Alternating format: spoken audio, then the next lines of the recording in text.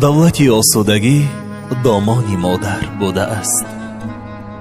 هر بهار از لب خندان مادر بوده است. ابر چون بوسد رخ نرگس و یاس و نسترن، شورتر از آب او باران مادر بوده است. نیست آهنگ کتاب بخشد فرح بر روح و جان، بهترین صوت و صدا افغان مادر بوده است. دلبر چون ترک یار می کند باک مباد، از همه تنهایی ها هجران مادر بوده است. با امید از شکیبایی بره دوزد نگه، منتظر دائم بره چشمانی مادر بوده است. اخترم گوهرم یاورم جان مادرم، اخترم گوهرم یاورم جان مادرم، غمبرم شهپرم مادرم جان مادرم، بهترین دنیای من تویی، برتر از رویای من تویی، ای طلوع زندگانیم، کوثر و تو بای من تویی.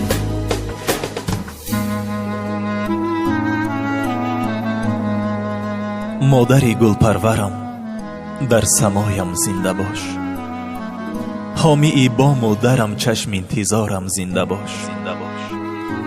در بری رودی کوهی چون عقابان سربلند، روشنی شبهای تارم بی‌بهایم زنده باش.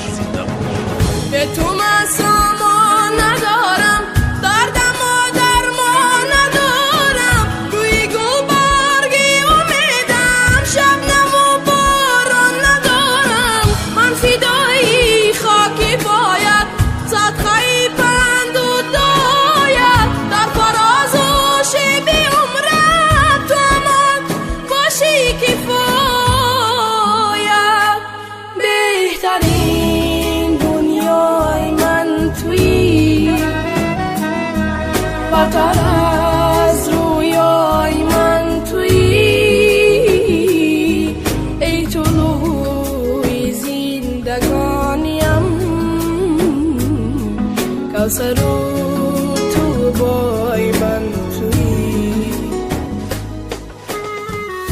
الله های شکرینت پند روزگارم شدند، بختیار این جهانم بختیارم زنده باش. خدمت والای تو دائما پیش نظر، شه ستون روزگارم ساز و رازم زنده باش.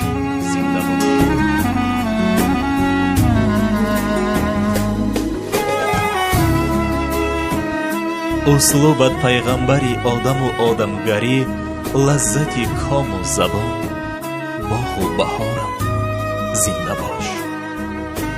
پیری را گردان مده ای آفتابی نورفشان، لایق هر دو جهانم جاویدانم زنده باش. بالی پر بازم تویی، قبله‌ای روزم تویی،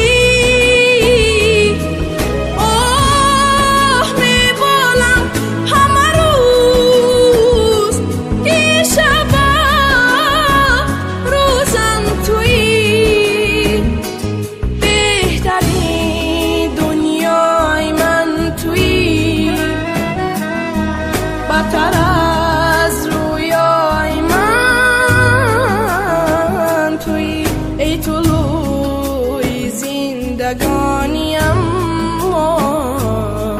کوثر و تو بای من تویی.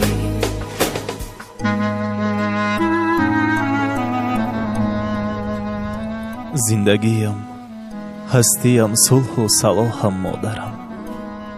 شادیم، خرسندیم، پشت و پناهم مادرم. در جوانی قدر تو من خوب ندانستم دریغ، در نبرد زندگانی بیگناهم